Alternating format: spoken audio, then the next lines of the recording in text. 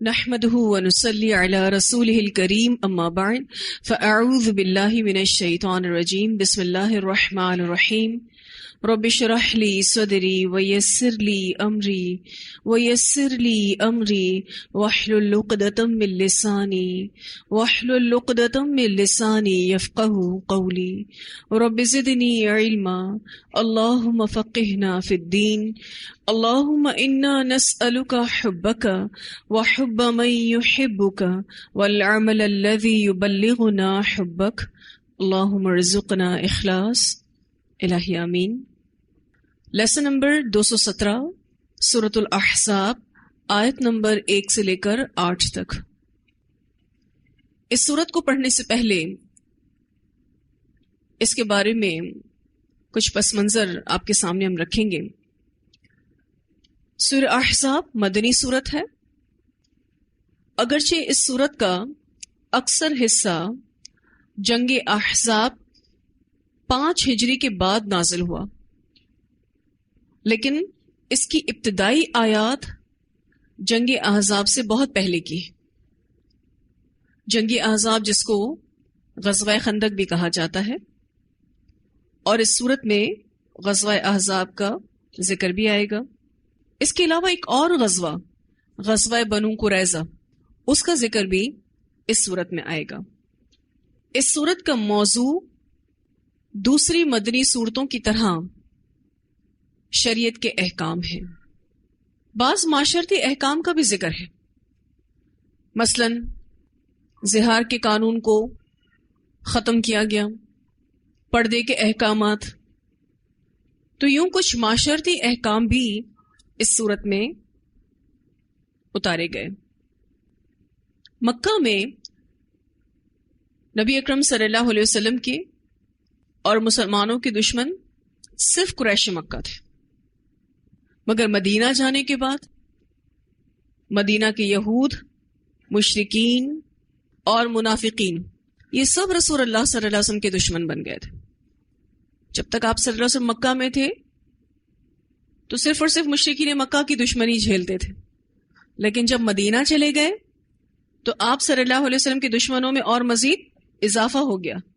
ان میں مدینہ کے یہود بھی تھے، مشرکین بھی اور منافقین بھی، کیونکہ مدینہ میں بھی مشرک رہتے تھے، اسلام کے خلاف سازشیں کرتے رہتے، رسول اللہ صلی اللہ علیہ وسلم کو اور اسلام کو بدنام کرنے کی کوششیں کرتے رہتے۔ غزوہ احد میں مسلمانوں کو جو عارضی طور پر شکست ہوئی، اور اس شکست کی وجہ ہم جانتے ہیں کہ کیوں مسلمان ہارے تھے، اس شکست نے دشمن کے حوصلوں کو بڑھا دیا تھا کہ ہم تو انہیں ہرا سکتے ہیں۔ ایک طرف مشرک قبائل نے 2 دفعہ نبی اکرم صلی اللہ علیہ وسلم کو دھوکہ دے کر تبلیغ کے لیے قاریوں کا مطالبہ کیا، کام دین سیکھنا چاہتے ہیں، آپ اپنے پاس سے بہترین قاری ہمیں دیجئے تاکہ ہم دین سیکھ سکیں۔ 2 مرتبہ انہوں نے رسول اللہ صلی اللہ علیہ وسلم کو دھوکہ دے کر تبلیغ کے لیے قاریوں کا مطالبہ کیا اور پھر انہیں قتل کر دیا۔ اس بات سے آپ اندازہ لگا سکتے ہیں کہ یہ کتنے زیادہ مسلمانوں کے دشمن بنے ہوئے تھے۔ مدینہ میں ہر وقت خوف و ہراس کی ہی فضا طاری رہتی تھی، ہر وقت ٹینشن رہتا تھا کہ کبھی بھی کچھ بھی ہو سکتا ہے۔ اسلام دشمن پوری طرح سے اپنی کوششوں میں لگے ہوئے تھے، اور یہی وہ دور تھا جس میں بذریعہ وحی مسلمانوں کی اخلاقی تربیت اور معاشرتی اصلاحات کا سلسلہ بھی جاری تھا۔ جہاں ایک طرف یہ حالات تھے، وہاں ایک طرف اللہ تعالیٰ ایسی آیات بھی نازل کر رہے تھے جس میں مسلمانوں کی اخلاقی تربیت ہو رہی تھی، معاشرتی اصلاح ہو رہی تھی۔ معاشرتی اصلاحات کے سلسلے میں ایک نہایت اہم مسئلہ غلامی کا تھا۔ عرب معاشرے میں غلامی اتنا رواج پا گئی تھی، اتنی زیادہ تھی کہ اگر آپ یوں کہیں کہ اس دور میں عرب آبادی میں آدھے غلام تھے تو آدھے آزاد تھے، اس بات سے آپ اندازہ لگا سکتے ہیں کہ کتنے زیادہ غلام ہوں گے۔ آدھے لوگ آزاد تھے اور آدھے لوگ غلام تھے، بلکہ آدھے سے زیادہ حصہ غلاموں پر مشتمل تھا، یہ کہنا غلط نہ ہوگا۔ پھر ان غلاموں کو آزاد انسانوں کے مقابلے میں بہت حقیر اور کم درجے کی مخلوق سمجھا جاتا تھا۔ یہ تو غلام ہیں، یہ تو حقیر لوگ ہیں، کم درجے کے لوگ ہیں۔ اسلام اس سلسلے میں اصلاح چاہتا تھا۔ اس سلسلے کی ایک کڑی یہ تھی کہ زید بن حارث، جانتے ہیں آپ زید بن حارث کو؟ کون تھے؟ آپ صلی اللہ علیہ وسلم کے غلام تھے۔ ان کو نبی اکرم صلی اللہ علیہ وسلم نے آزاد کیا اور اپنا متبنہ بنایا، یعنی منہ بولا بیٹا بنایا۔ چنانچہ لوگ زید بن حارث کو زید بن محمد کہنا شروع ہو گئے، لیکن یہ آزاد کردہ غلام بھی معاشرے میں وہ مقام نہیں رکھتے تھے جو آزاد لوگوں کا ہوتا۔ یوں سمجھ لیجئے کہ معاشرتی عزت اور وقار کے لحاظ سے یہ ایک تیسرا طبقہ بن گیا تھا۔ نہ یہ آزاد لوگوں میں شامل تھے، نہ یہ غلام لوگوں میں شامل تھے، یہ ایک بیچ کا ایک طبقہ بن گیا تھا۔ یہ ایک ایسا تیسرا طبقہ بن گیا جو غلاموں سے تھوڑا اوپر تھا۔ غلام تو وہ نہیں رہا، کیوں؟ آزاد ہو گیا۔ لیکن اس کو آزاد لوگ اپنے ہم پلہ تصور نہیں کرتے تھے، اسی لیے وہ سٹیٹس بھی نہیں دیتے تھے۔ تو اس سلسلے میں اسلام نے کئی اقدامات کیے اور کئی اصلاحات کی۔ ایک سب سے بڑا ایشو یہ تھا کہ غلامی کو مکمل طور پر کینسل نہیں کیا جا سکتا تھا، غلامی کا استحصال نہیں کیا جا سکتا تھا۔ اس کی وجہ ہے جنگ ہوتی، لوگ قیدی بنتے تو غلام تو ہوتے، تو اس کو مکمل طور پر حرام قرار نہیں دیا جا سکتا تھا۔ لیکن ایسی تدابیر ضرور اختیار کی گئیں جن سے زیادہ غلاموں کو آزادی ملے۔ مثلا ایسی احادیث نبی اکرم صلی اللہ علیہ وسلم کے ذریعے ہم تک پہنچی جس میں ایک غلام کو آزاد کرنے کا بہت بڑا اجر بتایا گیا۔ جیسے کہ ابو داؤد کی روایت میں آتا ہے، آپ صلی اللہ علیہ وسلم نے فرمایا، جس نے ایک غلام آزاد کروایا اس کے ہر عضو کے بدلے جس نے آزاد کرایا ہوتا ہے اس کا عضو بھی اللہ تعالیٰ جہنم سے آزاد کر دیں گے۔ اسی طرح کچھ گناہوں کا کفارہ بھی غلاموں کو آزاد کرنے کے اعتبار سے رکھا گیا تاکہ زیادہ سے زیادہ غلام آزاد کیے جائیں۔ پھر مصارف زکوٰۃ میں بھی ایک مصرف غلام کو آزاد کرنے کا رکھا گیا۔ تو چونکہ مکمل طور پر غلامی کو حرام قرار نہیں دیا جا سکتا تھا کیونکہ جنگوں وغیرہ میں قیدی آتے تھے۔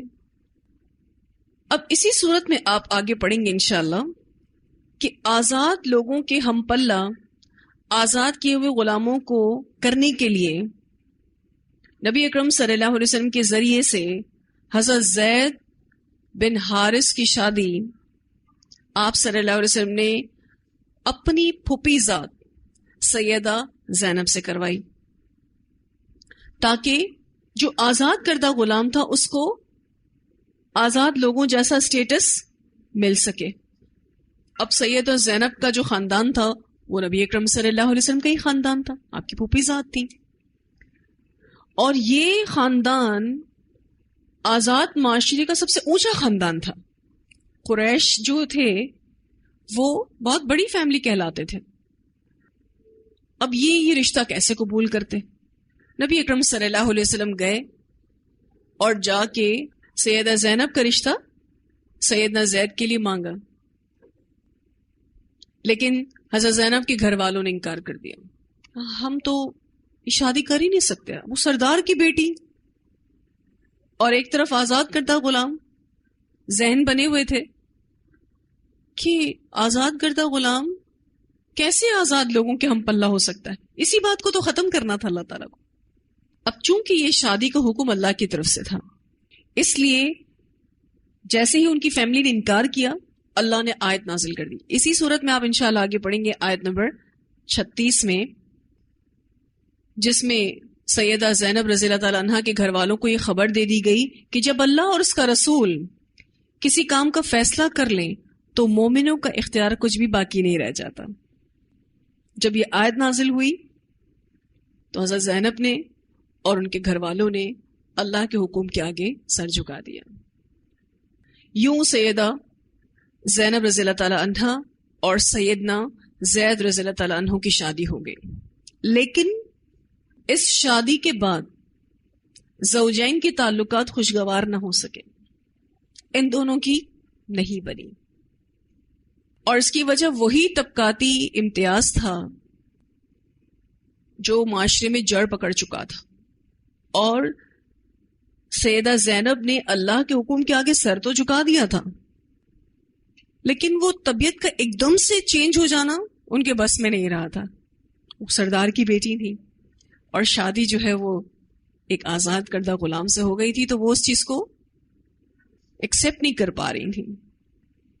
وہ اپنے خاوند کا اس طرح سے احترام نہیں کر پا رہی تھی جو ایک بیوی کو شوہر کا کرنا چاہیے۔ اب سیدنا زید رضی اللہ تعالیٰ عنہ چونکہ نبی اکرم صلی اللہ علیہ وسلم کے چہیتے تھے، اب کتنے چہیتے تھے کہ ایک وقت تھا کہ آپ صلی اللہ علیہ وسلم نے ان کو اپنا منہ بولا بیٹا بنا لیا تھا۔ آپ اس سے اندازہ لگا سکتے ہیں، چہیتے بھی تھے اور بالکل بیٹوں جیسے تھے۔ کئی بار آتے سیدنا زید رضی اللہ تعالیٰ عنہ نبی اکرم صلی اللہ علیہ وسلم کے پاس اور آ کر اپنی تکلیف اور ذہنی کوفت کا اظہار کرتے رہتے۔ آج گھر میں یہ ایشو ہوا، آج گھر میں یہ مسئلہ ہوا۔ ایک دن سیدنا زید نے نبی اکرم صلی اللہ علیہ وسلم سے یہ کہہ دیا کہ میں زینب کو طلاق دے دوں گا۔ آپ صلی اللہ علیہ وسلم نے حضرت زید رضی اللہ تعالیٰ عنہ کو طلاق دینے سے منع کیا اور کہا کہ آپ یہ نہیں دیکھتے ہو کہ وہ سردار کی بیٹی ہیں، انہوں نے اللہ کے حکم کے آگے سر جھکایا ہے، آپ ان کی ذہنی حالت کو سمجھیے، سب ٹھیک ہو جائے گا، اس شادی کو نہیں توڑیے گا۔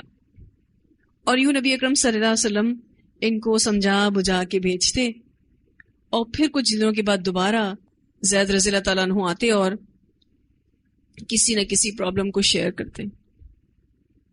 نبی اکرم صلی اللہ علیہ وسلم کو سمجھاتے رہتے کہ نہیں، آپ کو دیکھنا ہے کہ انہوں نے کتنی قربانی دی ہے، آپ کو ان کا خیال رکھنا ہے، اور اس طرح سے آپ طلاق نہیں دیں گے۔ تو ایک مسئلہ تو اس طرح سے حل کروایا گیا، سردار کی بیٹی کی شادی ایک آزاد کردہ غلام سے کروا کے معاشرے میں ان آزاد کردہ غلاموں کو آزاد لوگوں کے ہم پلہ کرنے کی اصلاح کی گئی، کوشش کی گئی۔ اب اسی معاملے میں ایک اور اصلاح بھی اللہ تعالیٰ کو کرنی تھی۔ عربوں میں ایک اور بگاڑ یہ موجود تھا کہ لوگ اپنے متبنہ یعنی منہ بولے بیٹے کو حقیقی بیٹوں کی طرح سمجھتے تھے۔ اللہ تعالیٰ اس مسئلے کو بھی حل کرنا چاہتے تھے۔ اب اس مشکل کام کا آغاز بھی نبی اکرم صلی اللہ علیہ وسلم کی ذات سے ہی ہونا تھا۔ یہ انتہائی مشکل قدم تھا۔ جو بھی اس غلط رسم کو ختم کرنے کی کوشش کرتا، اس کو تان و تشنی کا ہدف بننا پڑتا۔ وہ غلط رسم یہ تھی کہ اگر کسی شخص نے کسی کو متبنہ بنایا ہے، منہ بولا بیٹا بنایا ہے، تو وہ اس کا حقیقی بیٹے کی طرح ہے، اور اس کی ہونے والی بیوی بھی حقیقی بیٹے کی بیوی کی طرح ہی ہے۔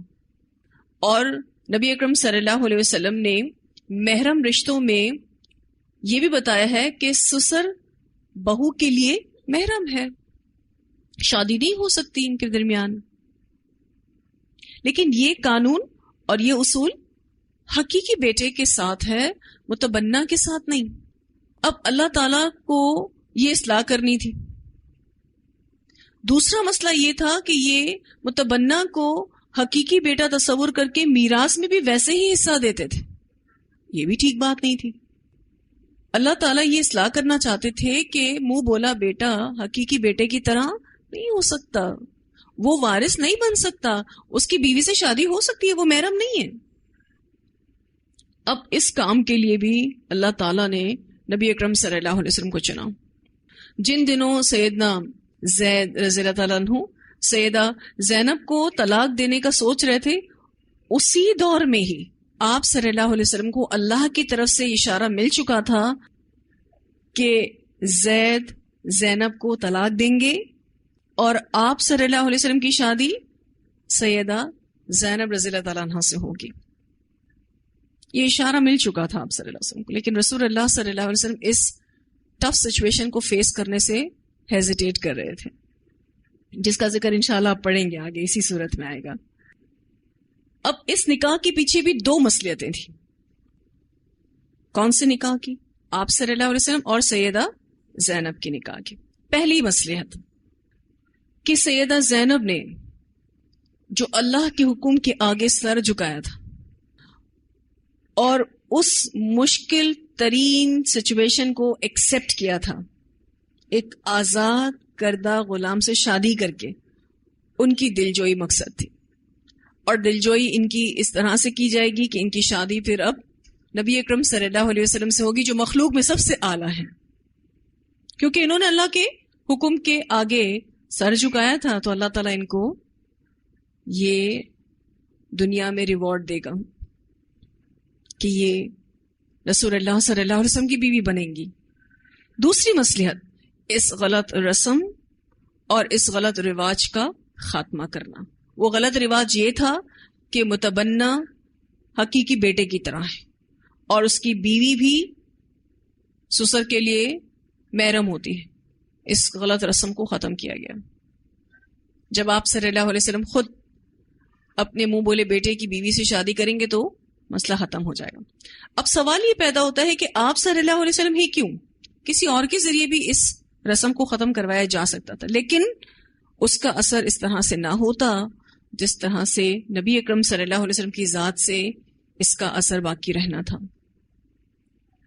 جب نبی اکرم صلی اللہ علیہ وسلم کو بذریعہ وحی سیدہ زینب کے ساتھ شادی کرنے کا اشارہ ملا تو آپ صلی اللہ علیہ وسلم کے سامنے وہ سارے خطرات آنے لگے کہ اب تو سارے لوگ تانے دیں گے کہ دیکھو نبی نے اپنی بہو سے نکاح کر لیا، حالانکہ یہ خود بہو سے نکاح کرنے کو حرام کہتا ہے اور یہ خود اپنی بہو سے نکاح کر رہا ہے. تو رسول اللہ صلی اللہ علیہ وسلم بہت پریشان تھے اور اسی پریشانی کو لے کر بار بار حضرت زید کے آنے پر ان کو سمجھاتے تھے کہ نہیں، تم نے یہ گھر بنائے رکھنا ہے. حالانکہ ان کو اللہ تعالیٰ نے بتا دیا تھا کہ یہ گھر ٹوٹے گا اور آپ صلی اللہ علیہ وسلم ہی اس غلط رسم کو ختم کریں گے. اب اسی پس منظر میں آپ اس سورت کی ابتدائی آیات پڑھیں گے تو انشاءاللہ بہت اچھے سے واضح ہوں گی آپ کو. یا ایھا النبی، اے نبی صلی اللہ علیہ وسلم. یہاں نبی اکرم صلی اللہ علیہ وسلم سے خطاب کیا جا رہا ہے. نبی کا جو لفظ ہے نبأ سے نکلا ہے. اس کے دو معنی کیے جاتے ہیں. ایک معنی اونچی جگہ بمعنی مفعول، نبأ ان کا ایک معنی اونچی جگہ. دوسرا معنی بمعنی فاعل ہے، خبر دینے والا. تو نبی جس کی شان بہت بلند، بمعنی مفعول والا معنی لیا گیا ہے کہ وہ نبی جس کی شان بہت بلند ہے، اور بمعنی فاعل لیا جائے تو یہ نبی خبر دینے والا ہے. دونوں ہی معنی مناسب ہے. اللہ تعالیٰ فرماتے ہیں یا ایھا النبی، اے نبی صلی اللہ علیہ وسلم. نبی اکرم صلی اللہ علیہ وسلم کو قرآن میں کبھی بھی یا محمد کہہ کر نہیں پکارا گیا. اللہ تعالیٰ نے آپ صلی اللہ علیہ وسلم کو ہمیشہ القابات سے پکارا ہے. کبھی کہا یا ایھا المزمل، کبھی کہا یا ایھا المدثر، کبھی کہا یا ایھا الرسول. اور یہاں آپ دیکھیں تو آپ صلی اللہ علیہ وسلم کو یا ایھا النبی کہہ کے پکارا جا رہا ہے. نام کے بجائے القابات سے پکارنا آپ کی عظمت اور اکرام کو ظاہر کرنا ہے. اور اس جگہ پہ جو یا ایھا النبی کہا گیا ہے، جہاں یہ آپ کی تعظیم ہے وہاں یہ آپ صلی اللہ علیہ وسلم کی نبوت کا اعتراف اور ثبوت ہے کہ آپ نبی برحق ہیں. جب خود اللہ تعالیٰ رسول اللہ صلی اللہ علیہ وسلم کو یا ایھا النبی کہہ کے پکار رہے ہیں تو اس میں آپ کی نبوت کا اعتراف اور ثبوت ہے. اللہ تعالیٰ فرماتے ہیں اتق اللہ، اللہ کا تقوی اختیار کیجیے. ولا تطع الکافرین، اور نہ اطاعت کیجیے کافروں کی، والمنافقین، اور منافقوں کی. ان دونوں کے نام ساتھ آئے ہیں، کافرین اور منافقین کے، کیونکہ دونوں کی ایمانی حالت ایک سی ہوتی ہے. رسول اللہ صلی اللہ علیہ وسلم سے کہا گیا کہ آپ ان کافروں اور منافقوں کی اطاعت مت کیجیے گا. اللہ تعالیٰ براہ راست نبی اکرم صلی اللہ علیہ وسلم سے مخاطب ہیں اور یہ فرما رہے ہیں کہ آپ صلی اللہ علیہ وسلم کو ان کافروں اور منافقوں سے ڈرنے کی ضرورت نہیں ہے، اور نہ ان کی باتوں پر کان دھرنے کی ضرورت ہے. رسول اللہ صلی اللہ علیہ وسلم کے دل میں ایک خوف آ رہا تھا کہ میں اگر زینب رضی اللہ تعالیٰ عنہ سے شادی کروں گا تو لوگ طرح طرح کی باتیں بنائیں گے. تو اللہ تعالیٰ نے آپ صلی اللہ علیہ وسلم سے کہا کہ آپ کو پریشان ہونے کی ضرورت نہیں ہے، آپ اللہ سے ڈریے، آپ کو ان منافقین اور کافرین سے ڈرنے کی کوئی ضرورت نہیں ہے. اور یہ جو بھی بولتے ہیں آپ کو ان کی باتوں پر بھی ٹینشن لینے کی کوئی ضرورت نہیں. آپ ریلیکس رہیے، ڈرنے کے لائق تو صرف اور صرف اللہ کی ذات ہے. اللہ سے ڈرتے ہوئے آپ اللہ کے حکم کو بجا لائیے. ان اللہ، بے شک اللہ تعالیٰ، کانا ہے علیما حکیما، علم والا، حکمت والا. اللہ تعالیٰ نے جو بھی احکامات اتارے ہیں وہ سب علم اور حکمت سے بھرے ہوئے ہیں، اور وہ انسانوں کی نفسیات کو مد نظر رکھتے ہوئے اتارے گئے ہیں، کیونکہ اللہ ہی خالق ہے ہمارا، اس کو ہمارے بارے میں سب کچھ پتا ہے. وہ ہماری نفسیات کو مد نظر رکھتے ہوئے ہی سارے احکامات دیتا ہے. اور جب ہم اللہ کے حکم پر عمل کرتے ہیں تو ہمیں بھی سکون ملے گا. کیوں؟ کیونکہ وہ عین ہماری نفسیات کے مطابق ہیں. اسی لیے اللہ تعالیٰ فرماتے ان اللہ کان علیما حکیما، بے شک اللہ تعالیٰ ہے علم والا اور حکمت والا. کانا کا جو لفظ ہے اس کا معنی تھا ہوتا ہے، لیکن جب یہ لفظ اللہ سبحانہ تعالیٰ کے لیے استعمال ہوتا ہے تو اس میں تھا، ہے اور ہوگا، یہ تینوں معنی آ جائیں گے. یعنی اللہ سبحانہ تعالیٰ علم اور حکمت والا تھا، ہے اور ہوگا. اشارہ اللہ کے کامل علم کی طرف ہے کہ اللہ کا علم مکمل ہے، کامل ہے. اب جو پس منظر میں نے آپ کے سامنے رکھا تھا اس کو ذہن میں رکھتے ہوئے آپ آیت کے اس حصے کو پڑھیں، ان اللہ کان علیما حکیما، بے شک اللہ تعالیٰ ہے علم والا اور حکمت والا. کہ اللہ سبحانہ تعالیٰ نے 3 لوگوں کے ذریعے 2 اصلاح کروائیں. سیدنا زید کی شادی جب سیدہ زینب سے ہوئی تو ایک اصلاح اس میں چھپی تھی. جب آپ صلی اللہ علیہ وسلم کی شادی سیدہ زینب سے ہوئی تو اس میں ایک اصلاح چھپی تھی. تو اللہ تعالیٰ کے ہر حکم میں علمیت بھی ہے اور حکمت بھی ہے. واتبع، اور پیروی کیجیے، ما یوحى الیک، اس کی جو وحی کی جاتی ہے آپ کی طرف، من ربک، آپ کے رب کی طرف سے. اب جب رسول اللہ صلی اللہ علیہ وسلم کو یہ حکم دیا جا رہا ہے تو کسی اور کے لیے کیا حکم ہوگا؟ آپ صلی اللہ علیہ وسلم سے بڑھ کر کون مقرب اور خالص ہوگا؟ اس کے باوجود بھی آپ کو وحی کی پیروی کا کہا جا رہا ہے، آپ کو بھی اس پیروی سے مستثنا قرار نہیں کیا گیا. ان اللہ، بے شک اللہ تعالی، کانا ہے، بما ساتھ اس کے جو، تعملون تم عمل کرتے ہو، خبیرہ خبر رکھنے والا۔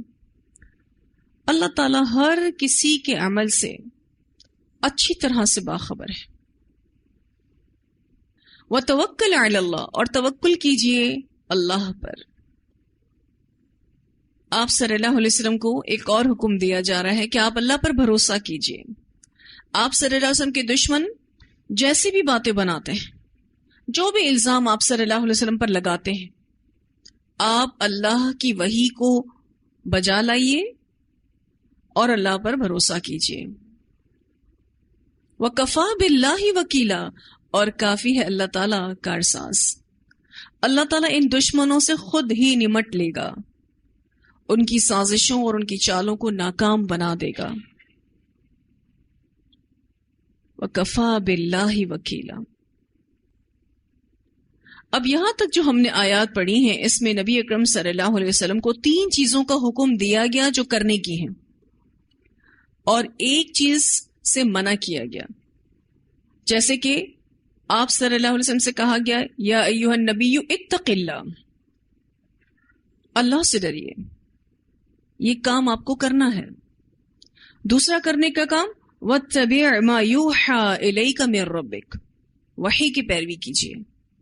اور تیسرا کرنے کا کام وتوکل علی اللہ، اللہ پر بھروسہ کیجیے۔ ایک کام جس سے منع کیا گیا ولا تطع الکافرین والمنافقین، آپ ان کافروں اور منافقوں کی پیروی نہیں کریں گے۔ تو اتق اللہ کے لیے اتباع ضروری ہے، اور اتباع میں کامیاب ہونے کے لیے توکل ضروری ہے۔ یہاں جو یہ لفظ استعمال ہوا ہے وکیلا، اس کا معنی ہوتا ہے کسی پر سچا اعتماد کرتے ہوئے اپنا معاملہ اس کے حوالے کر دینا اور بھروسہ کرنا، سچے اعتماد کو کہتے ہیں۔ اللہ پر ایسا بھروسہ خواہ وہ کام ہمارے بس میں ہو اور خواہ وہ کام ہمارے بس میں نہ ہو، کیونکہ ہم ان باتوں میں، ان کاموں میں بھروسہ نہیں کرتے جو ہمارے بس میں ہوتے ہیں۔ ہم کہتے ہیں یہ تو ہم کر ہی لیں گے۔ تو اللہ پر ایسا بھروسہ جو کام ہمارے بس میں ہے ان میں بھی، اور جو کام ہمارے بس میں نہیں، یعنی جن کاموں کے لیے اپنے آپ کو بے بس محسوس کرتے ان میں بھی اللہ پر بھروسہ کرنا، یہ ہے سچا اعتماد۔ جب تک اللہ نہ چاہے کوئی چیز ہمیں فائدہ نہیں دے سکتی، اسی لیے توکل کو عبادت بھی کہا گیا ہے، اس کو ایمان سے جوڑا گیا ہے۔ جس کا جتنا ایمان اس کا اتنا بھروسہ، اور جس کا جتنا بھروسہ اس کا اتنا ہی ایمان۔ آپ اس جملے کو یوں کہہ لیں کہ جس کا جتنا ایمان اس کا اتنا ہی توکل، تو بھی ٹھیک ہے۔ آپ اس جملے کو یوں کہہ لیں کہ جس کا جتنا توکل اس کا اتنا ہی زیادہ ایمان ہے، تو یہ بھی ٹھیک ہے، کیونکہ یہ دونوں انٹر ریلیٹڈ چیزیں ہیں۔ اب خود کو چیک کرنا ہے کہ ہم اللہ پر کتنا بھروسہ کرتے ہیں۔ بھروسہ یہ نہیں ہے کہ آپ وسائل کا استعمال نہ کریں، اسباب کا استعمال نہ کریں اور ہاتھ پہ ہاتھ رکھ کر بیٹھ جائیں کہ اللہ چاہے گا تو ہو جائے گا۔ نہیں، اللہ تعالیٰ کہتے ہیں ایکل و توکل، باندھیے پھر بھروسہ کیجیے۔ یعنی اپنا جو بھی معاملہ اللہ کے سپرد آپ کر رہے ہیں، اس سے پہلے جو اسباب اللہ تعالیٰ نے آپ کو دیے ہیں اس کو بروئے کار لا کے، اس کو استعمال کر کے پھر اللہ پر بھروسہ کرنا ہے، اور اپنے بھروسے کو چیک کریں، کیونکہ یہی دراصل ہمارا ایمان ہے۔ کبھی آپ اس چیز میں بھی بھروسہ کرنا چیک کیجئے کہ جو ہمارے بس میں ہے، آپ کو ایسا لگے گا کہ وہاں ہمارے توکل میں کمی ہوتی ہے، ہمیں ایسا لگتا ہے یہ کام تو ہم کر ہی لیں گے، اس میں کیا مسئلہ ہے، اور بسا اوقات انہی چھوٹی چیزوں میں اللہ تعالیٰ ہمیں آزما رہا ہوتا ہے۔ پھر وہ چیز جو ہمارے بس میں ہوتی ہے اس میں ہم بے بس کر دیے جاتے ہیں، کہتے ہیں یہ کیا ہوا، اللہ سکھانا چاہ رہا ہوتا ہے۔ توکل کی جو کمی تھی اس کی سزا یہ ہے کہ اتنا معمولی سا کام بھی اب ہم نہیں کر پا رہے۔ جو اللہ تعالیٰ کے اوپر بھروسہ کرتا ہے کامیاب وہی ہوگا۔ اس بارے میں بہت پیاری ایک حدیث ملتی ہے، رسول اللہ صلی اللہ علیہ وسلم نے فرمایا، میرے سامنے پیغمبروں کی امتیں لائی گئیں، میں نے دیکھا کہ کوئی پیغمبر تو ایسا تھا کہ اس کی امت کے لوگ 10 سے بھی کم تھے، اور کسی پیغمبر کے ساتھ 1 یا 2 آدمی ہی تھے، اور بعض کے ساتھ 1 بھی نہیں تھا۔ اتنے کم لوگ پھر بھی یہ دین کا کام کر رہے تھے، کس پر بھروسہ کرتے ہوئے؟ اللہ پر ایسا بھروسہ کہ اللہ اس کا اجر دے گا۔ پھر آپ صلی اللہ علیہ وسلم نے فرمایا، اتنے میں ایک بڑی امت آئی، میں سمجھا یہ میری امت ہے، مگر مجھے بتایا گیا یہ موسیٰ علیہ السلام اور ان کی امت ہے۔ آپ صلی اللہ علیہ وسلم آسمان کے کناروں کی طرف دیکھیں، میں نے دیکھا ادھر ایک اور بہت بڑا گروہ ہے۔ پھر مجھ سے کہا گیا، اب آپ دوسرے کنارے کی طرف دیکھیں۔ میں نے دیکھا تو یہاں بھی ایک بہت بڑا گروہ تھا۔ مجھ سے کہا گیا، یہ آپ کی امت ہے، اور ان لوگوں میں سے 70,000 ایسے ہیں جو بغیر حساب اور عذاب کے جنت میں جائیں گے۔ صحابہ کرام رضی اللہ عنہم میں ان لوگوں کے بارے میں اختلاف ہوا تو وضاحت کرتے ہوئے آپ صلی اللہ علیہ وسلم نے فرمایا، یہ وہ لوگ ہیں جو نہ دم کرتے ہیں، نہ دم کرواتے ہیں، نہ بدشگونی لیتے ہیں، بلکہ اپنے رب پر توکل کرتے ہیں۔ اس سے مسلم نے روایت کیا۔ صحابہ کرام اس بارے میں کنفیوز ہو رہے تھے کہ کون ہوں گے وہ لوگ جن کے بارے میں آپ صلی اللہ علیہ وسلم نے بتایا کہ 70,000 لوگ ہوں گے اور جنت میں بغیر حساب کے چلے جائیں گے۔ کہا یہ ان کوالٹیز کے مالک ہوتے ہیں، نہ دم کرتے ہیں، نہ دم کرواتے ہیں، نہ بدشگونی لیتے ہیں، اور اپنے رب پر پورا توکل کرتے ہیں۔ اس حدیث میں جو دم کرنا ہے یہ شرک دم مراد ہے۔ نہ شرک دم کرتے ہیں، نہ کرواتے ہیں، نہ بدشگونی لیتے، کیونکہ بدشگونی بھی ہمارے دین میں ممنوع ہے، اور اللہ پر بھروسہ کرتے ہیں۔